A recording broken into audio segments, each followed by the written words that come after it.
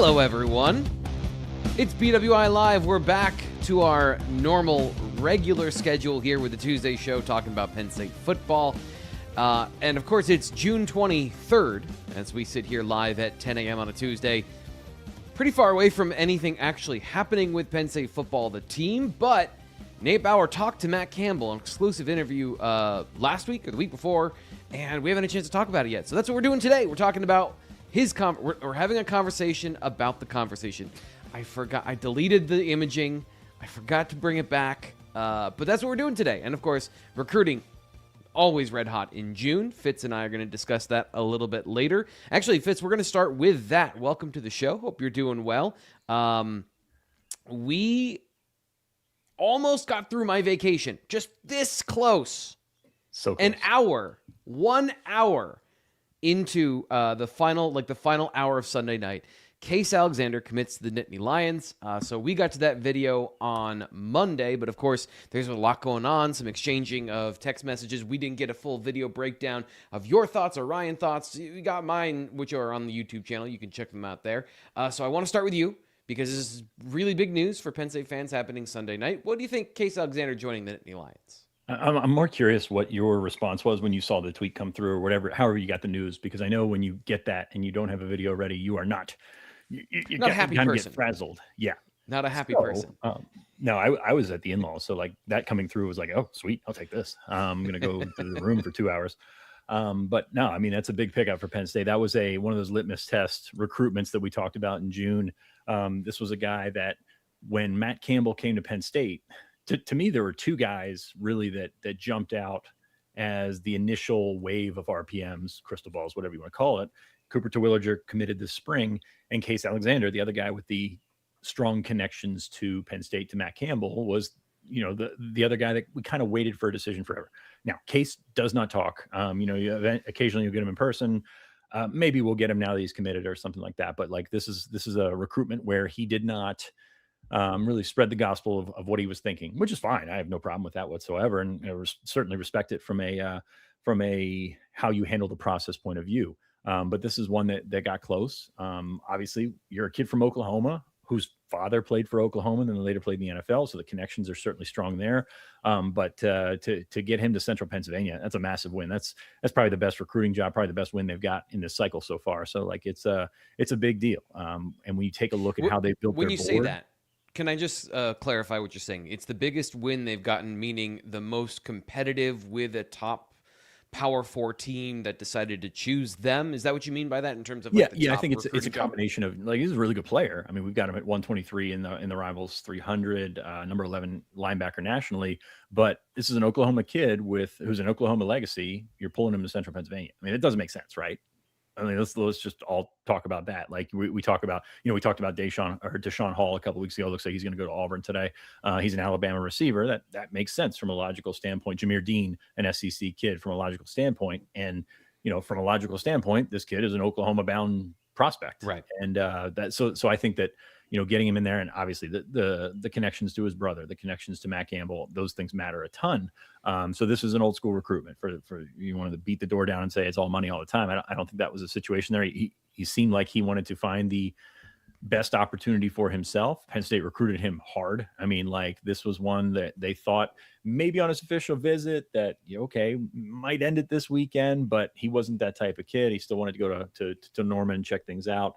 And they're hot right now. I mean, there's no getting around that Oklahoma has a really good class. I'm very curious to see, and I've said this on the show before, how that class stays together, because they took a lot of guys early by, kind of laying out the compensation early, which for some people means here's your starting point. This is not where it's going to end in December. So I'm curious how Oklahoma's class plays out, but for Penn State to be able to get him not just away from, his family's going to be up here a ton, but his friends in Oklahoma and just the life and the familiarity that he has in the Midwest, like that is a big win for Penn State. And oh, by the way, you look at the defensive board, there weren't too many linebackers out there. This was a guy that they coveted as the number one guy from the start. And they really made it work. So, Tyson Washington's probably going to end up elsewhere. They're maybe look at some more senior risers and things like that. But Case Alexander from Oklahoma, Blake Betton from Minnesota is your typical Penn State linebacker class, right? Yeah. I think just a really good combo. I gave my thoughts about that. I wrote about that over at BlueWhiteIllustrated.com. You can check all those thoughts out. But I want to get to this to start off. By the way, we didn't ask Nate what he thought. Well, I thought about that, and here's the deal. I think I've used that joke 6 times in the last 6 recruiting conversations, so I hadn't thought up something original yet. And my apologies for not having a good one-liner there, Nate. I do want to get you involved here in the show. I like the addition. Great pickup. What are Matt Campbell's thoughts on Oklahoma line? Hold on. The first thing I want to do here, before we get to Nate and Matt Campbell, is to let you know, fragile. God, no, like the video, subscribe here to the Blue White Illustrated YouTube channel.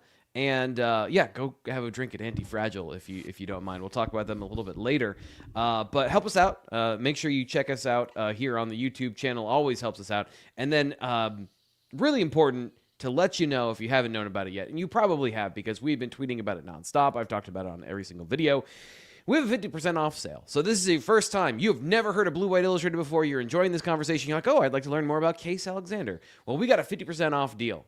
That is a year's worth of Penn State football content, including On3 Rivals, and a year of access to The Athletic as well. So make sure you check out that great deal because it's not going to last. Summer just started, but that was more of a summer recruiting deal, which late June or late spring, early summer, they're the exact same thing. The calendar is not necessarily following the solstice, right? So it's not going to last forever is all I'm trying to say.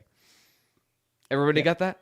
No, I think so. I was doing the summer thing. So like Brian Doan at 24/7 he's adamant that every visit up until June 21st or whatever the solstice is a spring visit. And it's just one of his funny little sticking points. He's got plenty of them, let me tell you. But no, I mean, it's so now we're out officially in the summer and the dead period is here. So there's no summer. There's technically no summer visits until, I guess the first weekend of games. Cause it's dead now, dead through July. July used to be open. The end of July used to be open where they would do the Lash Bash, the Whiteout Camp, all that stuff. They wiped that off the calendar because it was, I would say, not fair to coaches. You're trying to get into camp, you're trying to do all that stuff, and then you have to do recruiting on top of that, which, I know nobody cries for the coaches, but, that's a lot at one time. You want them to win. You want them to win in September, so having to do that in that's late the thing. July, they have to win at everything all the time, and that's how coaching works. You know that.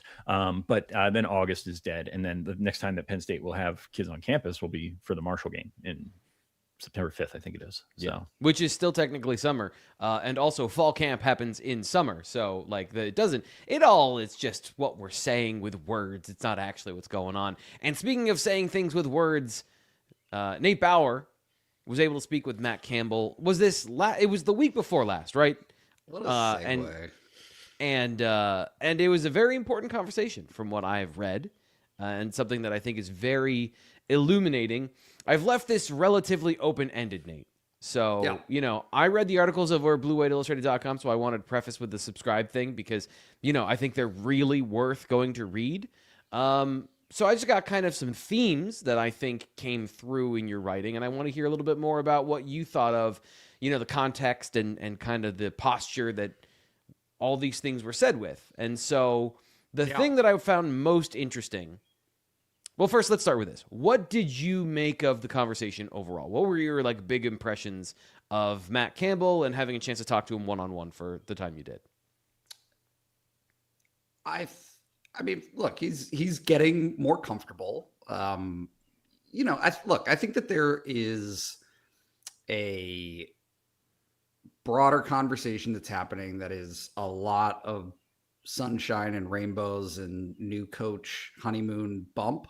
That is, of course, right? That's what happens. That's natural, of which I think he's appreciative and likes and wants to push, right? That's a good thing to start with some early momentum for the program. But I also think that there are some challenges that Penn State faces that he's aware of that need to be tackled. And among them, the one that stood out to me, and just based on last night's event that they had in Avalon, is NIL and working a room, where like every little boy's dream of becoming a head coach in college football is how to learn how to be a politician, right? And shake hands and backslap and get people with sizable sums of money to donate them to your football program. And like, that's a job. That's part of the job. That's an important part of the job in today's college football. And when I asked him about that and how that's going, he was honest, right? Which is predictable. Like, that's what you would expect of Matt Campbell. That's his thing, is being honest. And he immediately said, hey, like, let's check back on this in a year. Let's see where things are in a year.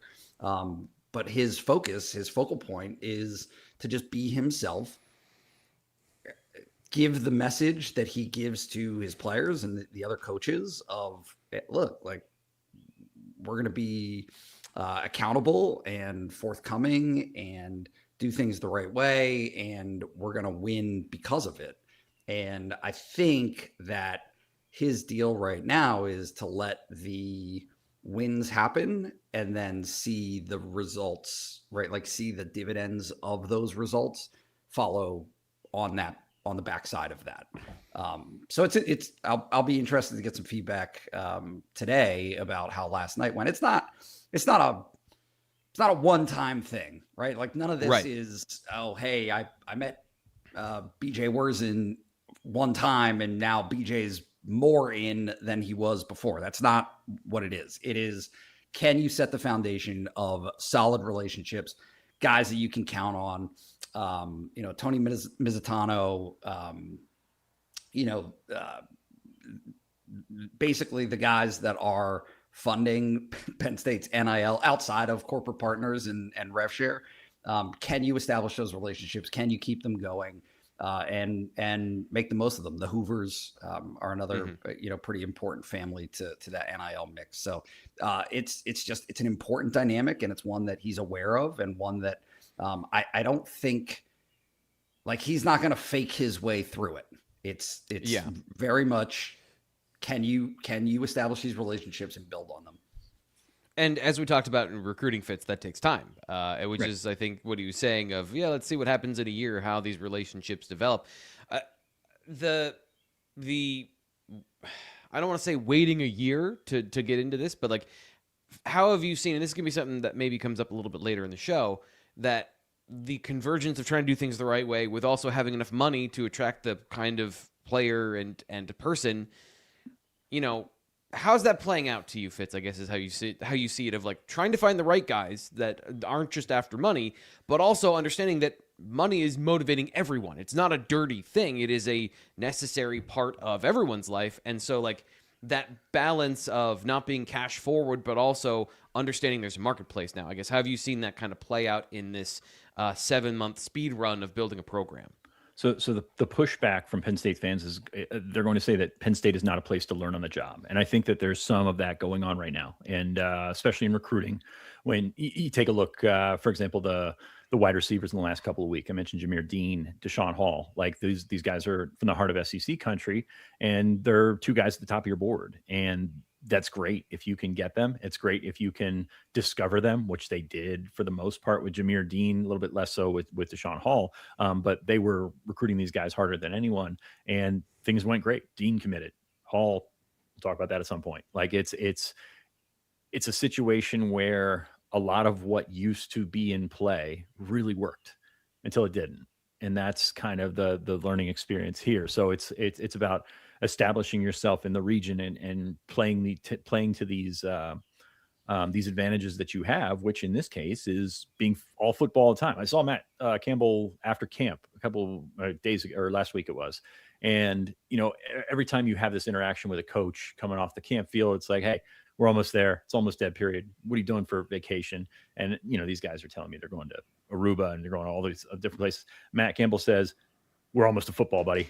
Like, that's what he is. He's wired like that. And he's going to find people that are wired like that. And, probably unfortunately from a rankings perspective, from a top recruiting class perspective, some of the higher drivers of the money aspect are not wired like that. And like you said, I don't have a problem with that.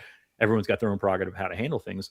But it's going to be about finding the right guys. And when you go about this as they're going about it, really limits the pool. And I don't think there's a right way about it, a wrong way about it. You probably loosen the reins for some other guys. When you take, I'm not saying Micah and Abdul are bad guys, but like they're not the halo, whatever you want to put over top of them. So like those are the things that you stretch for when you've got legit talent. So I think there's a lot of learning going on right now in terms of how they can meet in the middle with some of the things and what they're going to compromise on and what they're not. Yeah, Nate, you touched on pretty much all of the things I had put down here in that kind of your opening thoughts with the way you described, I guess, him and the way he's trying to conduct the program. He mentioned, and this was, I thought, very interesting, the right 105 of this particular team this year, which is very important because if you're trying to build the team so the wins come and then you can get the investment to continue the winning, you need to start out pretty strong. And, there were some factors involved, and he's talked about this a couple of different places, but I just wanted to get your thoughts on what he said about his the right 105 on the roster this year. Well, it was part of that NIL conversation, right? Which is to say his focus is football. And I'm not saying that it's not on glad handing, but okay, I will say it. It's not on glad handing. Like that's just not who he is. That's not what his deal is. It has to be successful because he is himself and he's comfortable with himself, and that comes across. Anybody, if you say like, I've had the opportunity to sit down with him. Good vibes, right? Just seems like an honest,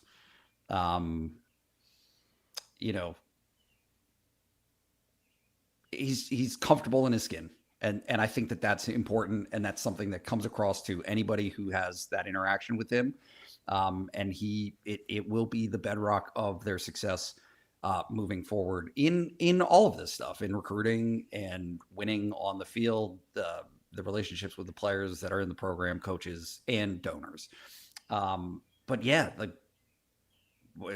finding the right 105 to him, that's the key to all of this is if you are creating the right conditions to have a team and, chef and ingredients, it's kind of a played out cliche, but like, yeah, give different ingredients to different chefs and you're going to come up with different dishes. His deal is making the best dish, right? With the ingredients that are procured by him. They might not be $1,000 an ounce truffles, right? Like that might not be on the shopping list. That might not be in the budget for what they're working with, but getting to that 105 and making sure that the dynamics within the locker room are right and the players are right, that they have the developmental piece of this. One of the quotes that stood out was talking about not selling out for just seniors, right? When they first came into this situation, they tried very diligently to have class distribution, and they did. The numbers bear that out, that they were able to achieve that. So this is a senior heavy team in the sense of every position group pretty much has like the top guy. You're going to say, yeah, that guy's a senior and has playing experience. But after that, they were able to divvy it out and have juniors and sophomores and freshmen, obviously, that they feel like can develop over the years. I want to jump in here with something quick. And Fitz, I had a follow-up. Hopefully I can think of it to toss to you. But I want to make this very clear that at least from what I've seen in their recruiting and what I've seen from the players that they have targeted and developed on the roster, we do this either or thing, right? So, Nate, you just said like they're not going to be using truffle oil or $1,000 ingredients. No, truffle oil, just not truffles. Fine. Okay, truffles. There's a huge difference. The devil's in the details. This is me. Like variety is the spice of life. I know I am. But here's the point: does it taste the same? Does it actually? Is it comparable in the important things? Which is, I'll just get right to football. Are the players they recruiting physically able to do the job, because we want to do this thing of, well, if you're not going for good recruits, then you're going for a bunch of 3 stars, and this is going to be like a really tough, gritty team, and all the code words for it, it's going to be untalented. This morning, I wrote an article over at BlueWhiteIllustrated.com about the class of 2027 and the players who maybe aren't consensus 4 or high 4 stars or 5 stars on this particular commitment roster, who also don't have any physical limitations. We talk a lot about like 5 stars, and you may have like a specific trait that makes you a standout at your position and gets you noticed. But a lot of times, upside isn't just about having one special skill. It's a lack of weaknesses. And there's a really strong class here that has a lack of weaknesses. There's guys that, from a physical perspective, have the necessary components to be great players in their own right down the road, who are 3-star players. So it's about the evaluation process and being right. That's the thing, is like, you got to be right in these evaluations. But that's the same that you would say with any of the 4 and 5-star guys is, from the mental perspective, are they right? Are they the guys that they obviously have the physical traits? Do they have the mental makeup? And there are guys, Fitz, that they've gone after who are 5 stars. There are guys that are 5 stars they haven't gone after. So I just think that it's really important to point out that this staff does not, they care about measurables. They care about size. They care about strength. They care about speed. And I know that it's going to be, like, there just needs to be a balance every time we talk about this, because it's just the narrative is going to grow that is incorrect about this particular conversation. Fitz, if you wanted to add anything in there after that long rant. No, I think number one, probably more this cycle than ever, there's been discussions about the finality about a player based on his high school ranking. And we're the guys that do the ratings. We don't do the ratings, but we produce the ratings, and people have fallen hard into that, and in terms of, hey, 3-star sucks like that, and it's been a little bit worrisome in terms of like losing perspective on everything. But the flip side of that is, hey, not every 3-star is going to develop into diamond in the rough type, Tyler Warren, whatever, all these kind of stuff. But I mean, so there's a balance, there's a line to walk there, and I think we're doing a terrible job with it, frankly, on both sides. Beyond that, I can't get the chopped thing out of my head, because we talk about sort of the concept of the show is everyone gets the same ingredients to make a dish, and you got to make the best dish. Well, that's not college football at all. Like you may have similar staples that you're working with, but you open that box at Oregon, it's different. You open that box at Texas, it's different. Notre Dame, different. So that is how some of this stuff needs to be made up in terms of coaching skills, in terms of culture building, which is still a thing. I think we're so driving so hard into the narrative of, well, this doesn't matter, this doesn't matter, this doesn't matter. All that matters is money. And that, money has a huge say over how everything goes. But at the end of the day, it's going to be different. Texas A&M's never won anything notable. Right. Like Oregon, for Oregon all what they've done, have not won a championship. Yeah. So, I mean, I think that's really what I'm looking at with college football. And still, there's that element of how all this kind of stuff works. Nate, what was your little snippy remark there? No, they won a Big Ten championship. Yes, I saw it. I was there. They did. But to this point, let me just jump in here. Bearded and Broke 92. We get to learn the personalities of the people here in the chat, and they're part of the show. So Bearded and Broke has been pretty skeptical, and I think that's fair. We have a lot of people that are going to get really high on the supply, and they're going to be on the wrong side of the balance of high and too low. And Bearded and Broke, he's on the underside. He is not buying it. He says, are these players good enough to make the playoff, win at the Shoe, at Tucson, or in Tuscaloosa? Here's the deal. I don't know specifically if you're talking about the current roster or if you're talking about the recruiting class. If you're talking about the recruiting class, nobody knows about those 4 and 5-star guys either. It is, to the point we just made, Oregon won a Big Ten championship their first year in the league. They did not win the championship game because they spent the most money. So there is no guarantee that you're going to, and I hate this, get a return on your investment. It's not an investment. You are spending money. The return for everyone involved is emotion. There is no compounding interest here when you spend money on players. It is a speculative bet. It is a bet, and some of them will hit and some of them won't. And it doesn't matter if they're 4 or 5 stars or if they're 3 stars. There is a human element. There is a variable here that you cannot quantify. And the goal is to have the most sure things possible, which is not ever actually possible. I do want to get to this, though. Nate, you did a great job foreshadowing, and I need you to get back to this and tell me about Anti-Fragile Brewing Company in downtown State College. I went there on Saturday and had a coffee. I know, like, I'm going to throw you off here because the imagery is beer, and it is beer. They have great beer, the best beer in State College, and maybe anywhere. I'll throw that out there. It might be the best beer on earth. Not sure. But they also have great baked goods now. Gemelli Bakery is owned and operated now by Anti-Fragile. They have kombucha. They're doing coffee in the morning and other coffee cafe-ish drinks. They've got cheesesteaks out front. I had a cheesesteak on Father's Day. It was awesome. Yeah, just hit the spot. And so, yeah, they are reliably the best place. It's funny. I was walking the dog last night and ran into a family that was visiting town to take their kid on a college tour. And, it was like, hey, is there a spot to get a beer? And I was like, what?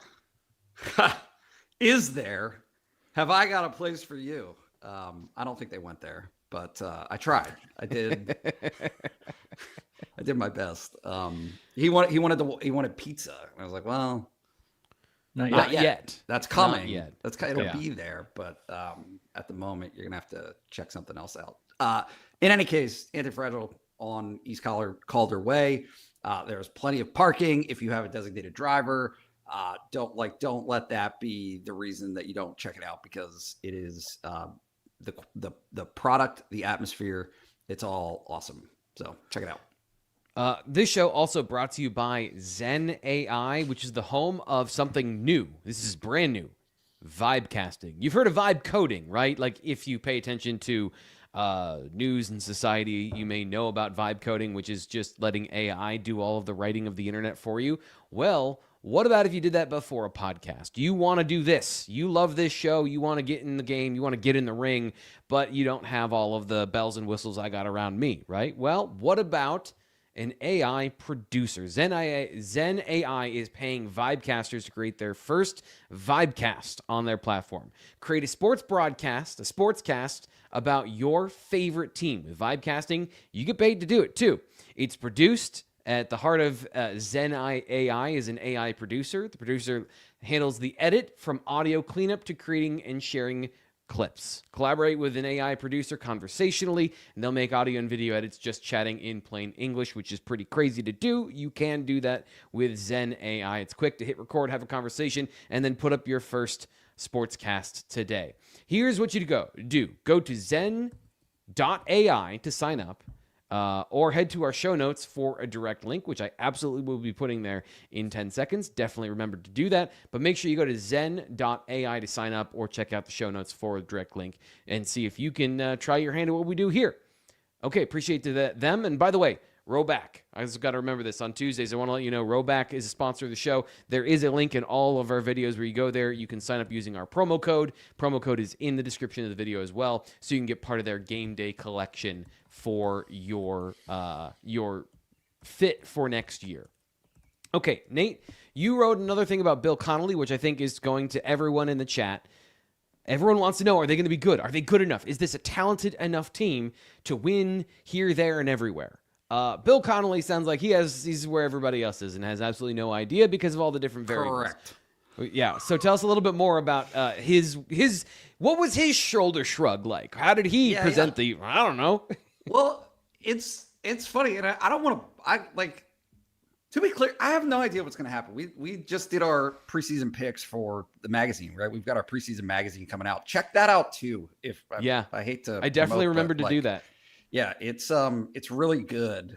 Matt Herb does a great job. But I love to be out on an island and I'm gonna pick what I'm gonna pick, but I kind of wanted to know what everybody else was gonna do, and nobody really knows, right? There is a presumption. Again, walking the dog, had a nice conversation with some fans downtown a couple of nights ago. And it was kind of like a shrugged off, yeah, they should win 10 games, right? Was what a guy said to me. And he was very nice. He seemed like a very reasonable person. But the casualness of, yeah, they should win 10 games, right? I was like, well, they might. I don't know about should. It makes me very, hesitant on behalf of the people that are running the show, because if those are the expectations of like, yeah, maybe they'll drop a game that they shouldn't, but win a game that they shouldn't, and therefore that will even out to 10 games. It leaves very little room for error on all the other games. Now, yeah, what Bill Connelly, and I think that the point that is very resonant and stands up until we start seeing what the games look like, is that the schedule is so lackluster. They avoid all of the best teams. The teams that are the best that they're facing are in a like category. And then they're facing really just pretty much the worst teams or expected teams that the Big Ten is going to put on the field this season. And so because of that, plus the non-conference schedule, they have an opportunity to pile up wins. I did think, and this is a separate conversation that I'm actually kind of interested in your take on, T. Frank, is they brought the best of Iowa State's offense to Penn State. And I think that if you look at, again, the major positions, quarterback, running back, receiver, tight end, outside of the offensive line, pretty much the top guys are Iowa State guys. Yep. And his argument was, okay, this was the 44th rated efficiency offense in college football last season at Iowa State. I think that it's all based, to me, like it all is on the receiver room. Because I understand that everyone's going to look at this offense and they're going to see the tight ends and they're going to see those guys as the drivers of the offense. And they are. And like, I don't want to be like the guy who's like, well, actually, even though I am the guy who is going, well, actually. It's about the consistency of the receiver room. Because to me, that was the two things last year. The games that they don't win, a lot of times when I'm looking at them, it's like, oh, well, they're not talented enough to win the games where they struggle. At Iowa State, their offensive line was not talented enough to just beat other teams. Rocco Becht, if he makes mistakes, he has a bad game, like the 59% completion percentage from last year, it's not just about his shoulder injuries. It's also a consistent thing with kind of his consistency. So if he's having a bad game, can you rely on your run game to get you out of it? Not with that old offensive line. With this offensive line, that's the wild card to me. Is like, does the upgrade in talent and the upgrade in competition equate? How does that equate out? Because I agree with what he's saying in terms of it was not an efficient offense last year, and you can caveat that with injuries and all those other things. But to me, like watching Iowa State over the years, it's just that they weren't talented enough in certain games across the board that if you struggle, okay, well, you're going to win anyway because, well, you're Penn State and you have more talent than the other team. They are now in a situation of blending those two rosters. They are closer to that than they've ever been as a staff. And Fitz, I mean, to me, this is the biggest leap, is that offensive line and some of the youth on it. How do you think of that question, that Nate posed to me? Yeah, I think that you look at sort of the genesis of this roster and what they brought over, what they did not. I think we've hammered that before. Like, you didn't bring the offensive line, you didn't bring the defensive line. Those are the two things that you have the most doubts about translating from the Big 12, right? Yep. Excuse me. So you replace them with guys like, I think Brock Riker is a huge, huge piece of what they're trying to do this year. And if he can be at the level that they think he is, that can go a long way. A guy like Malachi Goodman is going to be a complete unknown until he's not. And then we think what he can be is something special, but he's got to get there first. So like there's these little things on both sides of the line where you're like, yeah, I can see it, but they're not there yet. Yep. Some of which because they just haven't played and or been the well-oiled meshing unit, specifically with the defensive line, how that's going to come together. So like, I think that there's plenty of questions there. The schedule talk is going to get them some grace, and then it's going to come crashing down if they don't just steamroll people, right? I mean, Right. it's kind of That's like the non-con last year is how do these guys look? But that's probably going to happen in October more so than September with this group. So I think that, you raise the floor at a lot of spots. It's just a matter of like, how high can that ceiling get? And that's a crappy cliche like that I just stepped in. But it's true. It's like, where do these game breakers come from? Where do these things manifest, I guess I would say. Yeah. And that's where, again, when I talk about the receiver room, tight ends, it's harder to be a game breaker. And I think Ben Bramer is great. I think he can be a game breaker in a certain sense. But if you don't provide something to balance out the middle of the field with the run game and the tight ends, we've seen it work once, and then we've seen it work not do that in last year at Penn State. Nate, you were about to say something and I cut you off. Yeah, I was just going to say, just because some people in the chat mentioned it, and I looked it up. The number in 2024 was 44th, right? So their good year, right, without injuries, and they made it to the Big 12 championship game, what in terms of offensive efficiency was mid 40s. So, yeah, it's just, look, they might not need it, right? Like they might win a bunch of games in the low mid 20s just because the defense might be good enough to do that, and the offenses that they're facing might be consistently not good enough. Right? Like it's all very interesting to me because I think we have these conversations and everyone has to pick a side and everyone has to like hedge hard to one end of the spectrum. But there's a scenario where this team is objectively and analytically not that great, but wins a bunch of games and people feel good, right? And put some momentum behind them, and they parlay a playoff appearance into something more and having more money to spend, right? Yeah. Like having, again, we point to that Indiana model, and there is a very valid argument to be made that with the right person directing the ship, making the most of the talent at hand, that the talent at hand right now is not the talent at hand in the future. And the talent at hand in the future will be better based on the belief, right? Like all of the, my favorite catchphrase, like these things actually are fluid. They literally will change and can change based on what the results are this season. Right. I just think that everybody internally is like deeply aware of that.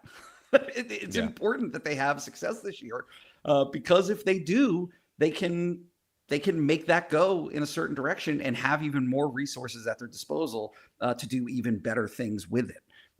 But it's just, it's going to be super interesting to watch, how that plays out based on what happens this season. So speaking of that, and I hate saying these things because I always like to have it in my hand before I promote it in case something goes wrong, but we're going to have more about what these guys think because tomorrow I'm going to be sitting down with Taylor Mauser, Penn State's offensive coordinator, but the timing of that means there's not going to be a BWI Live tomorrow because I'm going to get that information. So be on the lookout for that extended conversation with Taylor Mauser and TBD on Danton Lynn, but that's on the horizon for the future. So make sure you subscribe here to the Blue White Illustrated YouTube channel for when that comes out, and of course BlueWhiteIllustrated.com, where we'll put out some written stuff and some analysis of what they have to say. We're going to put a pin in that for now because we need to get to Fitz's recruiting update and, of course, the BWI Mailbag. The chat is hot, and we need to get to some of their questions to end the show. But first, there's been a ton of recruiting news that we need to get to, and Fitz needs to get that off his chest here quickly.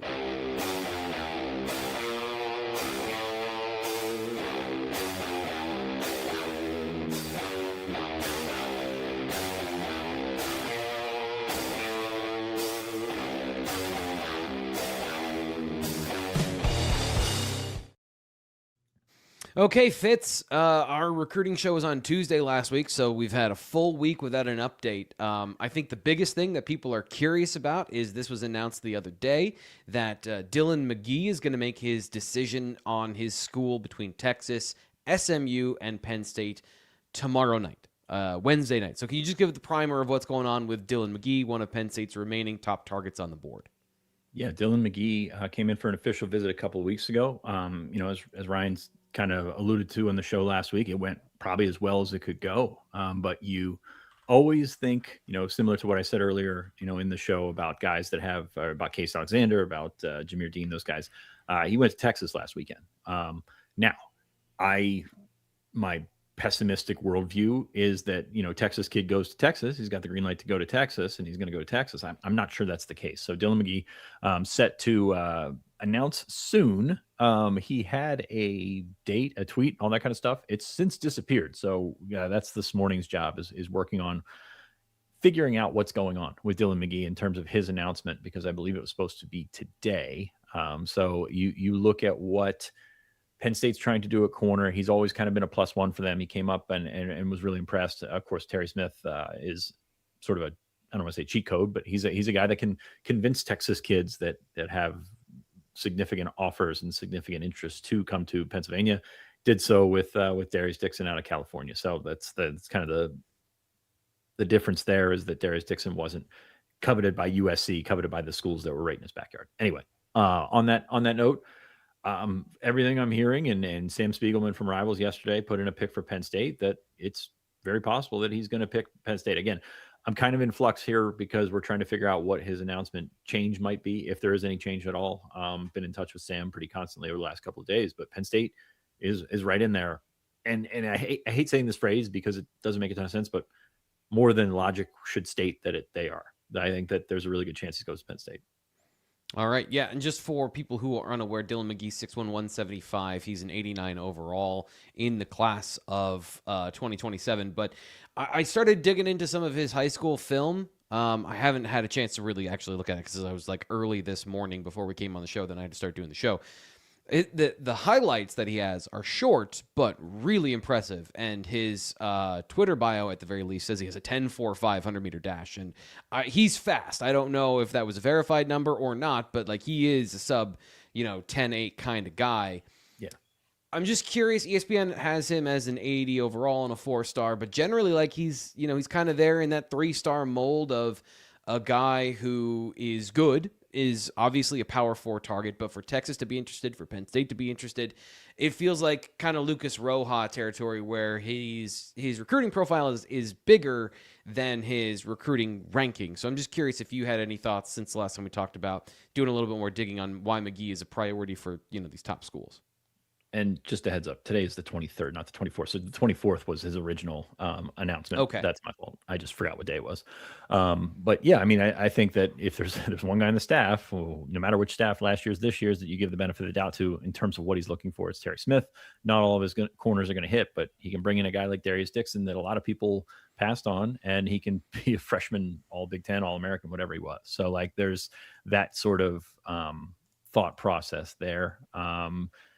Listed at 6'1", 175. I have to double check that to see how close that is, but just kind of a different type of corner, kind of similar in build to Zach Gleason, but much faster. So I think that's what you're looking at when you take a look at this corner class. I think it's kind of something to be said where you kind of part ways with Samaje Robinson. Zach Gleason goes to West Virginia. Terry can spin around and attract a guy from Texas with the level of interest. So like the Texas thing is interesting to me because they apparently they want him, they'll take him. There's a bunch of different cornerback chips to fall in terms of they got John Meredith last week, and Greedy James is more corner than safety. We've got him listed as a safety, but there's a bunch of corners, like low 4-star corners that are on the board. Montre Jackson is the one that I would look to, but like I think they would take him right now. SMU is the one that is crazy to me because this is the one that everybody was pointing to for the longest time. And SMU is willing to spend, especially on kids that are in that general area. And, they want to lock down the guys around Texas and sort of make that their home base. And for him to come up to Penn State, and we're talking about SMU as an afterthought now, which is pretty crazy. Like some of this stuff sometimes doesn't make a ton of sense. This is one of those ones that I would get in there. But like I said, he came up Penn State, was blown away. Really, really great trip. It's just, how do you build the feedback versus the logic? And we're going to see that play out in the next couple of days. Like I said, the 24th at 7:00 is when he was setting up to visit. Stay tuned to BlueheadIllustrated.com. Stay tuned to Sam Spiegelman because he's plugged into that recruitment as well. So, hopefully we have some resolution on that by tomorrow. All right. And we're going to we got a question in the chat about some of the other recruiting information. I want to save that for the mailbag just because in my mind, I love having things in neatly ordered where they're supposed to be. Obviously, we're talking about Khalil Taylor in just a second. But pivot to 2028 is what Penn State did here at the end of June, where they hosted their Lash Barbecue. Don't know what to call it anymore. I don't think it sounds like it doesn't have an official name just yet, but that emphasis on the 2028 class and looking forward here at the end of June. What did you think about the timing, the feedback, and everything you've heard so far about that this last weekend? Yeah, we talked about the July open period going away a year or two ago, and this is kind of that Lash Bash that they tried to implement at the end of July, where you get the underclassmen in and sort of get a jump on going into the dead period, getting those guys on campus and being the last place that they visit before, or the last place most of them visit before the dead period. So that's what I'm looking for coming out of this weekend is just getting around those guys. The Penn State's new staff got here, in December and got a chance to recruit in January and then recruit in the spring. But that's not a real relationship building, sort of mindset with 2027 prospects, especially. So they started behind the 8 ball there. I think they've done a fine job in terms of turning that around. They, obviously could have done better. But 2028 is where you try and find the personalities that you're going to recruit, the guys that you are going to figure out if you want to commit the resources to or not. I think we're going to talk a little 5 for 5 here at the end. That's going to change some things in terms of numbers, and recruiting classes numbers are probably going to dip a little bit coming out, especially starting in 2018. Alabama's class is small right now. Indiana's class is small right now. So are we moving back toward that model where you do that and then you identify the portal? There's a lot going on right now in terms of a roster building nerd perspective that I just love. But other than that, you're taking some of the top prospects in 2028 in the region and sort of setting the table for the rest of their summer and trying to make an impact. And I think they did that. They've got an opportunity to.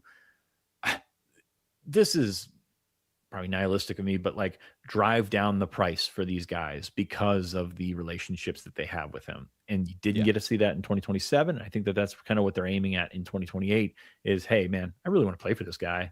And it's labeled as taking a discount, taking a hometown discount, whatever it might be. But that's the brunt of the situation is to get the best players you can at the best price, be efficient with your spending. Yeah. And I think that events like this and setting up for a potential really good winning season, if they can do that, sets them up in a better spot for 2028. So this is an open-ended question, not asking you this, just something I thought of as you said that. Like, I'm not even asking you the question. This is just me following up with a thought of, I wonder what game days are going to be like for Matt Campbell. Another thing we're going to learn is, like, James Franklin, the whole process we knew previously of guys getting dapped up at midfield, the line, making guys a priority on game days, doing a lot of heavy recruiting. Is that something Matt Campbell's going to do? Is he going to be like locked in on football and making sure they win games? I don't know. And we'll find out together this fall, but Fitz and Ryan are going to do a great job of covering that. Now we're going to get back to your questions here on the BWI Mailbag.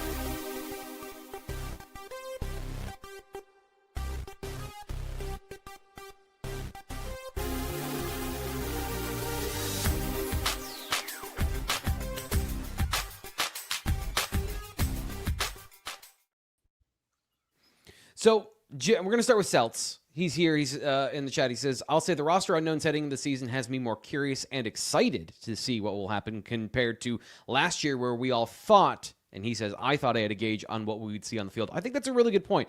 It's also a really good point for me to check myself of like, I've watched all these players in their high school film, their college film. I've watched the offense. I've watched the defense, but there is that leap of like, what does it all look like together? In my mind, I'm very confident, but I also have no idea what it's all going to look like when it's put together in terms of, I think I know what they're going to try and do, but can they do it? And how is it all going to work together? This one, though, Fitz, coming back to you. Can I make a bigger point on that one? Sure. Seltz is here. He's going through chemo. He's battling cancer. He's doing an awesome job. And I hope the best. He's allowing himself to be excited about it instead of stomping his feet at every turn. And I think that there's some perspective in there that we could really use. Well said. Mike That's one of the reasons I wanted to read it, too. Mike says, looking for what will happen with the Khalil Taylor recruitment. Where do we stand in that arena? Thank you for donating to the channel, Mike. Appreciate you supporting what we do here. I wanted to save your question to give it the special time it deserved here in the BWI Mailbag. So, Fitz, Khalil Taylor obviously is the top player left on the board for Penn State from a perception and talent and all those things perspective. Any idea what's going on with him before his July 6th commitment date? Yeah, I appreciate the super chat. I wish I had a little bit more because we do appreciate our readers and our listeners and our viewers and all that kind of stuff. It's just a matter of Khalil Taylor has been pretty unpredictable throughout the whole process. He went to Nebraska this weekend, really enjoyed his visit, which, again, when we talk about official visits, if you don't enjoy it, then that's I don't want to say that's on you, but that, these things are meant to be feel greatery, places that they feel great about. That said, I think Penn State was in the lead going in. I still think that eventually it gets back there. And I think that there's going to be some misdirection. I think there's going to be some roller coaster stuff. Maybe even when stuff isn't actually happening, we're going to perceive that stuff is happening. He's not going to announce till July 6th. That is a couple of weeks from now, and it's going to feel like a month, I bet. No, I still think that Penn State is the most logical landing point. And I think that, eventually that's where he comes back around.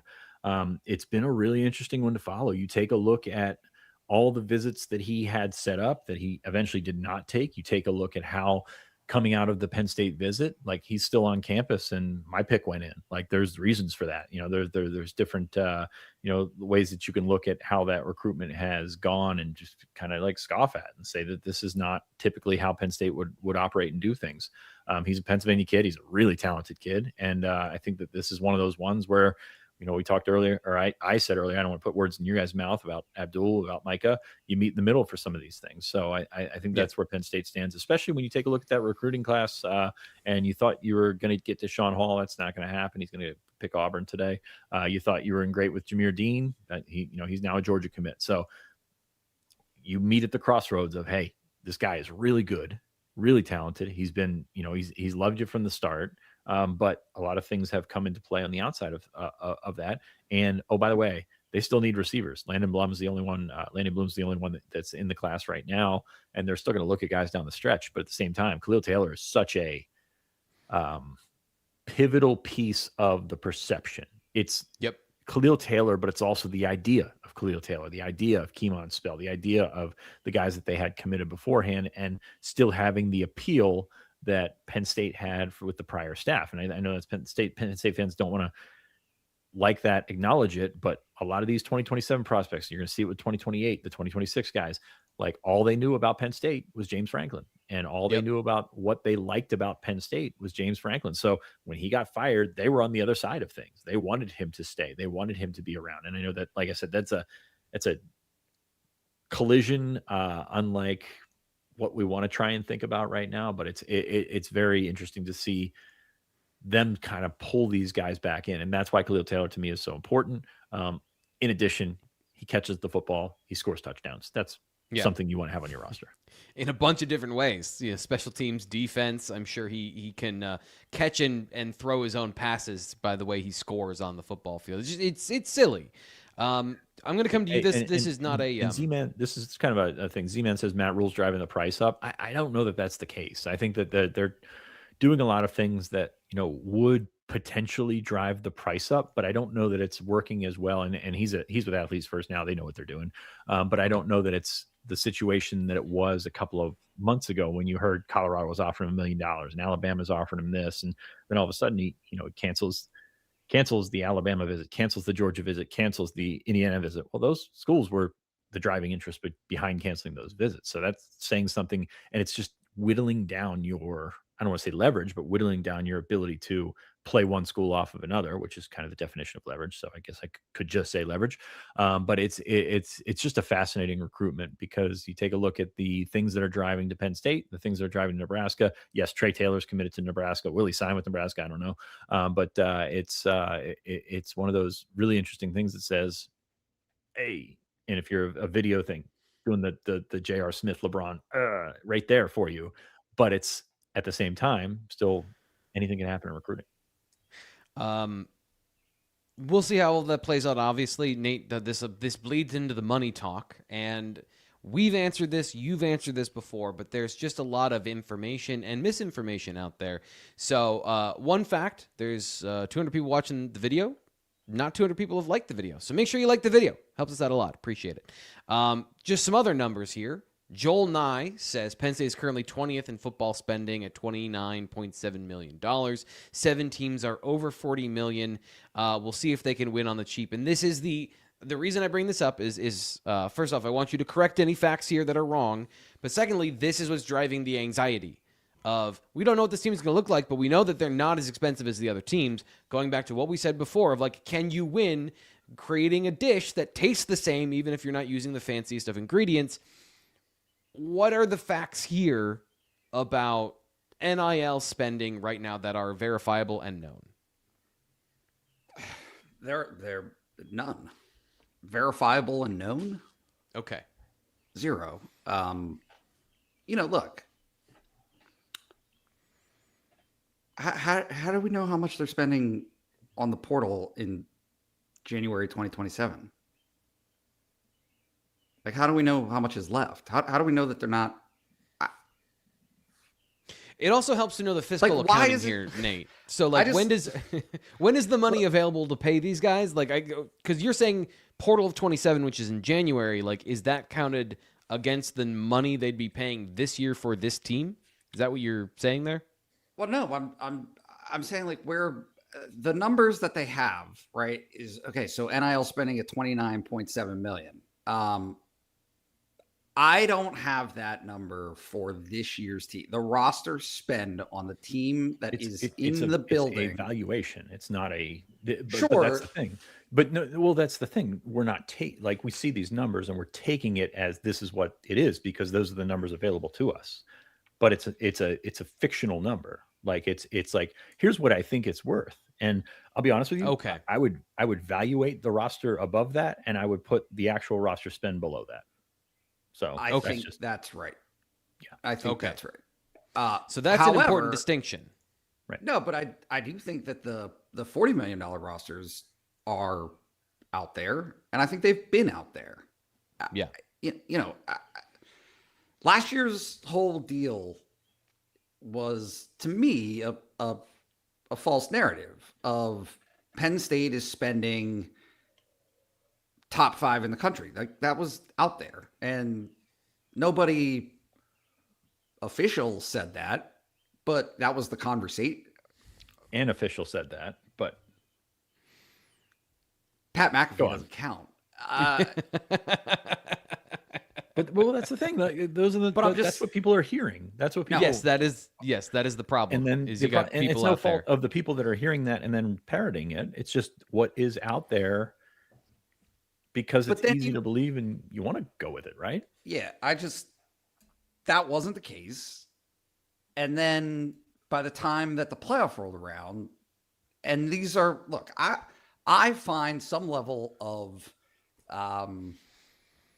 trust or reliability, whatever you want to say, but like when local reporters have numbers and are coming up with stories after the playoff or during the playoff of what a team's roster spend is, and I want to say half or more of last year's playoff participants, and that's not including the big spenders that didn't make the playoff, were 30 and above, right? We had spent $30+ million.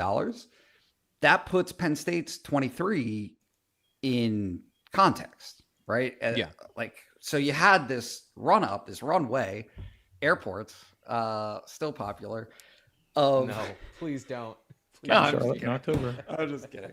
No, but you had this narrative runway of like, yeah, Penn State's all in, and they were all in for Penn State, but it also was not as much by a not insignificant percentage, right? Yeah. 20-ish%, that under what those other teams were spending, at least. Yeah.